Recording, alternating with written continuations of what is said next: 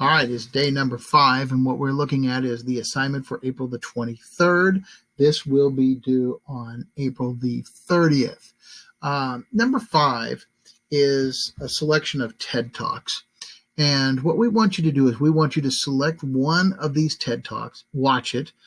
There is a transcript that goes with it so that you can follow along, or you can read it if you don't want to listen to it or watch it. Either one is fine. And then we want you to click on the link and answer the constructed response.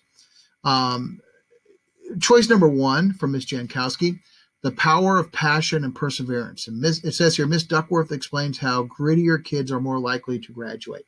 And it's this idea of like determination, grit, sticking to it, right? And this TED Talk kind of talks about that and why that is important. Option number 2 from Ms. Shipley is what makes a good life, ? Robert Wadlinger uses a 75-year study of men from 2 groups, Harvard and the tenements of Boston, to explain what the study shows makes a good life. And it's kind of an interesting, like you would think like these people have everything and these people don't. Therefore, this first group would be happier and this group don't. Maybe that's not exactly what we see. And we looked at what might be those things that make a person's life better. My option for number 3 was called Success, Failure, and the Drive to Keep Creating. Elizabeth Gilbert talks about how it's not just you don't just use that failure as motivation, but you use that success as motivation. You can't just sit back and say, oh, I was successful and that's good, and it's just going to happen again. You have to use it to drive and push you. And option number 4 from Ms. Zeli, The Gift and Power of Emotional Courage. Susan Davis talks about it being okay to feel things other than happiness. And again, I think that's important in these days where, we have all the just crazy things that are going on and dealing with that, and, fear and, sadness and loneliness and all these different things that you might be going through right now. When you pick one of these, and again, you can watch a couple of them, it doesn't really matter.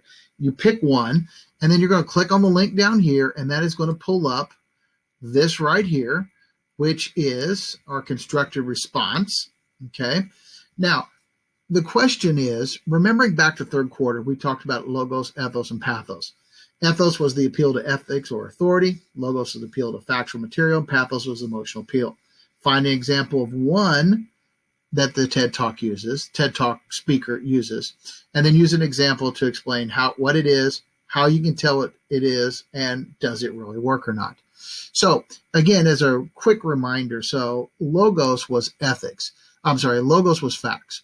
And this is where you provide the audience with factual material, facts, figures, numbers, statistics, examples, illustrations, things that they can take, evaluate, internalize, and then use to make a good decision.